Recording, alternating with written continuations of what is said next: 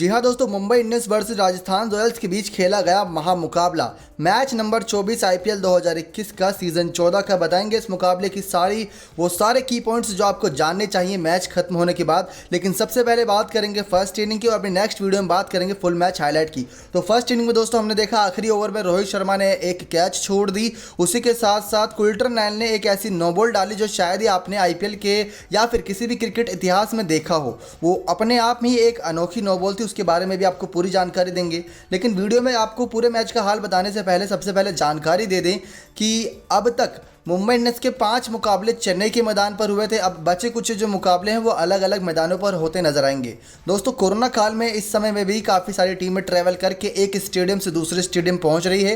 तो staff team management पूरा ख्याल रख रही है इनके कोरोना काल में किसी को भी कोई खतरा ना मंडराए और पॉजिटिव ना हो जाए, क्योंकि अगर कोई खिलाड़ी पॉजिटिव होता है तो पूरी टीम पर खतरा मंडराता है। इसी के साथ आपको एक इंपॉर्टेंट जानकारी दे दें, आप में से कुछ व्यूअर्स को इस बात का पता होगा कि इस साल आईपीएल का एक सबसे बड़ा रोल ये है कि कोई भी टीम अपने घरेलू मैदान पर नहीं खेलेगी। जैसे मुंबई इंडियंस का घरेलू मैदान वानखेड़े है, दिल्ली कैपिटल्स का घरेलू मैदान ये अरुण जेटली स्टेडियम फिरोजशाह कोटला जिसे हम कहते हैं वो है, और चेन्नई का जो स्टेडियम वो चेन्नई सुपर किंग्स का स्टेडियम है होम ग्राउंड। लेकिन वो एक भी जो मैच है वहाँ पर नहीं खेलेगी, सिर्फ एक आधे मैच को छोड़ के बाकी सारे मैचेस वो अलग अलग मैदानों पर खेलेगी। ये सबसे बड़ी चुनौती थी दोस्तों इस सीज़न बाकी सभी टीमों के लिए। तो इसी वजह से हमने मुंबई को शुरुआती 5 मुकाबलों में सिर्फ 2 ही जीत के साथ देखा और 3 मुकाबले हारी है। कल्पना कीजिए कि अगर वहाँ पर उनके मुकाबले ज़्यादातर मुंबई के मैदान पर होते तो मुंबई की टीम पूरी तरीके से हावी होती है, क्योंकि आईपीएल ऑक्शन के समय हर टीम खिलाड़ी को इसलिए चुनती है सोच समझकर, क्योंकि वो जानती है कि ज़्यादातर मैचेस उसके घरेलू मैदान पर होने हैं। तो वहाँ पर अगर जैसे 7 मुकाबले होने, अगर 7 में से 6 मुकाबले भी जीत जाती है तो फिर पॉइंट्स टेबल में अच्छी पकड़ बना लेगी। लेकिन मुंबई इंडियंस के साथ कह सकते हैं कि बाकी सभी टीमों के साथ एक तरीके से धोखा हुआ और बाकी सभी टीमें अपने प्लेयर के दम पर यह मैच खेलती नजर आ रही है। इसी वजह से मुंबई इंडियंस पॉइंट्स टेबल में दोस्तों इस समय नंबर 4 पर और हमें 5 में से 2 ही मैच जीती हुई दिखाई दे रही है। तो आपको शायद रीजन पता चल गया होगा मुंबई इंडियंस क्यों इतना ज़्यादा इस साल पीछे चल रही है। लेकिन बात करें बाकी टीमों की तो बाकी टीमें तो अच्छा कर ही रही हैं, क्योंकि उनको उनके मन के मुताबिक मैदान मिल गए हैं। तो दोस्तों अब चलिए आपको बताते हैं फर्स्ट इनिंग का हाल, कैसे रोहित शर्मा ने आखिरी ओवर में एक कैच छोड़ा, कितना महंगा साबित हुआ कैच, वो सबसे ज़्यादा इंपॉर्टेंट है। सबसे पहले जॉस बटलर और यशस्वी जायसवाल की दोस्तों ओपनिंग पार्टनरशिप हमें मैदान पर देखने को मिली। आपको बता दें यहाँ पर टॉस का पहले हाल, टॉस सबसे इंपॉर्टेंट होता है। जो टॉस जीतती है टीम, ज़्यादातर चांसेस उसी टीम के रहते हैं कि मैच जीत जाए। तो टॉस की ज़्यादातर पक्ष हमने देखा कि मुंबई इंडियंस के पक्ष में गया। जी हाँ दोस्तों, अरुण जेटली स्टेडियम में दिन के समय यह मुकाबला खेला गया। फर्स्ट इनिंग की बल्लेबाजी का हाल आपको बता रहे हैं। राजस्थान रॉयल्स ने पहले बल्लेबाजी करते हुए 171 रन 4 विकेट के नुकसान पर बना दिया। आपको बता दें कि पिछला जो मुकाबला था दोस्तों वो भी यहीं पर खेला गया था, जो चेन्नई सुपर किंग्स के बीच खेला गया था दोस्तों, महामुकाबला हैदराबाद की टीम के साथ। और वहां पर भी चेन्नई सुपर किंग्स को 172 ही चेस करने थे, उसने 7 विकेट रहते ही और 9 गेंद पहले उस मुकाबले को जीत लिया था। मुंबई से भी कुछ ऐसी उम्मीद करेंगे, लेकिन मुंबई ने अपनी प्लेइंग 11 में 2 बड़े बदलाव करे दोस्तों। यहां पर नेथन कुल्टर नायल की वापसी करा दी तो ईशान किशन को बाहर बैठा दिया है। एक कम बल्लेबाज के साथ आज खेलती नजर आ रही है और 172 का चेस करना है। हार्दिक पांड्या नंबर 4 पर दिख रहे हैं बल्लेबाजी के लिए, क्योंकि पूरे सीजन उनसे गेंदबाजी तो कराई नहीं, तो बल्लेबाजी जब उनसे करवानी ही है तो क्यों ना ओपरी क्रम पर बल्लेबाजी करवाई जाए। हार्दिक पांड्या के लिए एक अच्छा मौका है अपने आप को एज अ बैट्समैन प्रूफ करने के लिए। लेकिन यहाँ पर जब टॉस जीता और मुंबई इंडियंस के कप्तान रोहित शर्मा ने तो पहले बल्लेबाजी के लिए बुलाया राजस्थान रॉयल्स के बल्लेबाजों को, और राजस्थान रॉयल्स की अगर आपको प्लेइंग 11 बताएं तो बिना किसी बदलाव के हमें मैदान पर दिखी। कोई बदलाव इस टीम ने नहीं रखा अपनी टीम में, वही सभी खिलाड़ी जो पिछले मुकाबले में खेले थे। जॉस बटलर और यशस्वी जायसवाल ओपनिंग करने के लिए उतरे। ओपनिंग साझेदारी दोस्तों बहुत कारगर साबित हुई। जैसी उम्मीद करते हैं ओपनिंग से, वैसी ही उम्मीद पर खरी उतरी राजस्थान रॉयल्स की टीम आज के मुकाबले में। और आज के मुकाबले में भी जॉस बटलर अपनी एक अर्धशतकीय पारी से चूक गए। पिछला जब चेन्नई के सामने इनका मुकाबला था तो वहां पर भी इन्होंने कुछ 49 रन की पारी खेली थी, लेकिन यहां पर इन्होंने 41 रन की पारी खेली। 32 गेंदों पे 41 रन, 3 चौके 3 छक्के की मदद से खेली दोस्तों। और अरुण जेटली के स्टेडियम में दोस्तों 2-3 ऐसे नुकसान वाली बात यह है कि अगर आप गेंद बल्ले से निकालते हैं और कोशिश करते हैं 2 रन ले लें, तो मैदान इतना छोटा है कि आप जब तक 2 रन की दौड़ने की कोशिश करेंगे तब तक फील्डर उस गेंद तक पहुंचकर उस रन को सिर्फ सिंगल में ही तब्दील करवा पाएगा और आपको 1 रन का नुकसान तभी ही हो जाता है। इसी वजह से पिछले मुकाबला भी 171 पर रुक गया था, जो करीब 190 जाना चाहिए था, और आज का मुकाबला भी 171 पर रुक गया, जो भी 190 पर जाना चाहिए था। क्योंकि 7वें ओवर की चौथी गेंद पर जब जॉस बटलर का विकेट गया तब आपने 66 रन बिना विकेट को खो दिए थे, लेकिन जब 66 रन पर आपका पहला विकेट गिर रहा है 7वें ओवर की चौथी गेंद, यानी कि इसके बाद करीब करीब आपके पास 12 ओवर 2 गेंद बचती है, तो आपको उनको पूरा इस्तेमाल करना चाहिए था और इस्तेमाल कर भी रहे थे दोस्तों यशस्वी जायसवाल।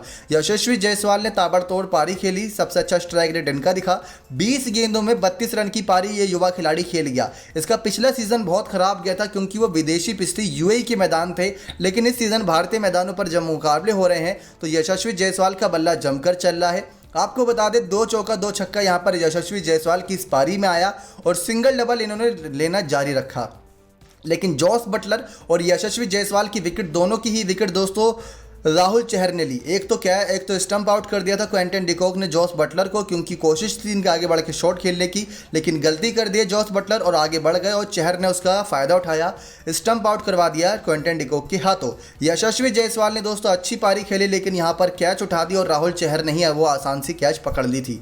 इसके बाद दोस्तों हमने देखा किस प्रकार से एक पार्टनरशिप जो थी वो तो टूट चुकी थी। अब यहाँ पर बल्लेबाजों पर पूरा दारोमदार था संजू सैमसन और शिवम दुबे के कि इस जो नेट रन रेट अभी 9.5 का चल रहा है उसको उसी के साथ कंटिन्यू रखा जाए, लेकिन वो तो कंटिन्यू हुआ नहीं क्योंकि 8.55 रन रेट के हिसाब से अब यहाँ पर चेस करना है मुंबई इंडियंस को। तो यहाँ पर कहाँ पर गड़बड़ी हो गई दोस्तों, संजू सैमसन और शिवम दुबे की जो बल्लेबाजी थी वो भी कई हद तक सही थी, लेकिन अगर आप शिवम दुबे को देखेंगे जो पहले रॉयल चैलेंजर बैंगलोर से खेला करते थे, इस सीज़न उन्होंने राजस्थान रॉयल्स की टीम के लिए रन बनाए हैं, लेकिन जो स्ट्राइक रेट रहता है दोस्तों वो 120-130 का रहता है। लेकिन जिस नंबर पे ये बल्लेबाजी करने आते हैं वहां पर उम्मीद करते हैं कि 150-160 के स्ट्राइक रेट से बल्लेबाजी का अंत करें। चाहे शुरुआत में 10 गेंद अपने आप को सेट करने के लिए ले लें, लेकिन लास्ट की 10 गेंद जो है खेलते हैं उसमें अच्छे बड़े शॉट मारकर रन बटोरे। लेकिन 31 गेंदों पर 35 रन की पारी, वो भी आप जब खेल रहे हैं जब टीम को ज़्यादा रनों की आवश्यकता है, सामने मुंबई इंडियंस जैसी खतरनाक टीम है, तो सचमुच दोस्तों ये निराश करने वाली बात है शिवम दुबे के बल्ले से।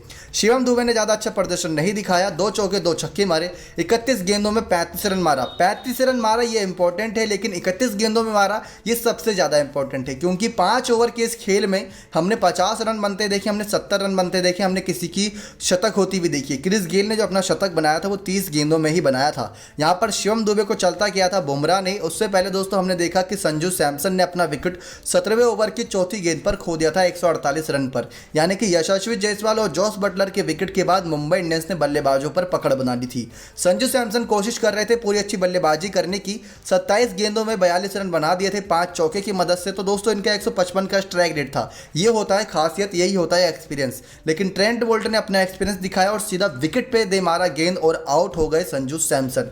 संजू सैमसन की शानदार पारी खत्म होने के बाद मैदान पर आए डेविड मिलर, लेकिन डेविड मिलर के साथ शिवम दुबे भी ज़्यादा देर टिक नहीं पाए, क्योंकि उसके अगले ओवर में ही 18वें ओवर की 5वीं गेंद पर शिवम दुबे का विकेट 158 रन पर खो दिया था राजस्थान रॉयल्स ने।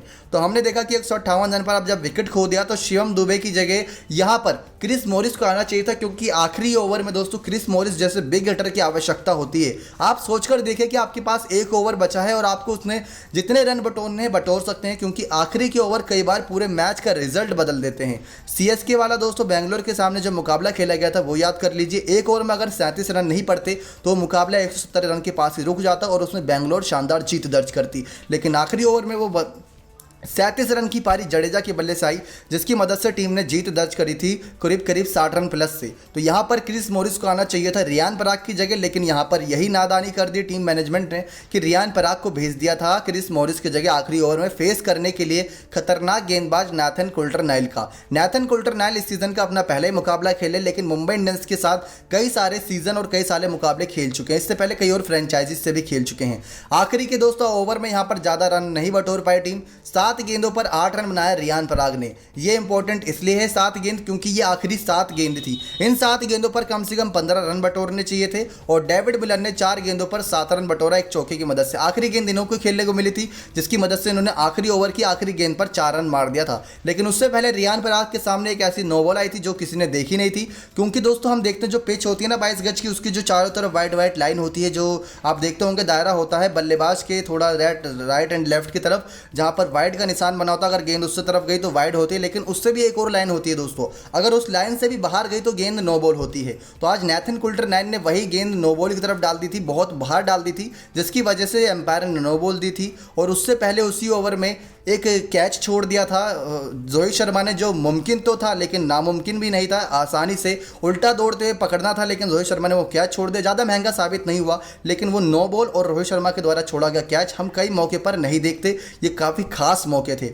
आखिरी ओवर में रियान पराग ने अच्छी कोशिश की रन बनाने की, लेकिन करते कराते राजस्थान रॉयल्स 171 बना पाई दोस्तों, यहाँ पर 4 विकेट के नुकसान पर। अब देखना दिलचस्प होगा कितनी तेजी से मुंबई इंडियंस इसको चेस करती है, क्योंकि जितनी तेजी से चेस करेगी उतने ज़्यादा इनके पॉइंट्स टेबल में पॉइंट्स बढ़ेंगे और अंक तालिका में ऊपरी क्रम पर आएगी। सीएसके आरसीबी के बाद डीसी है और इनका मुंबई का चांस अब भी नंबर 4 पर ही रहेगा, लेकिन हाँ जीतती है तो अच्छा मौका बनेगा प्लेऑफ में नंबर 1 या 2 पर ख़त्म करने का। आपको बता दें कि यहाँ पर 2 विकेट राहुल चहर ने ली, एक विकेट जसप्रीत बुमराह और ट्रेंट बोल्ट के खाते में गई। जसप्रीत बुमराह ने विकेट ली थी शिवम दुबे की। फर्स्ट इनिंग का हाल बता दिया दोस्तों। अब चेस करना है 172 रन मुंबई इंडियंस को। एक बल्लेबाज मिस है, ईशान किशन नंबर 4 पर आएंगे हार्दिक पांड्या। नेक्स्ट 9 स्पोर्ट्स की रिपोर्ट।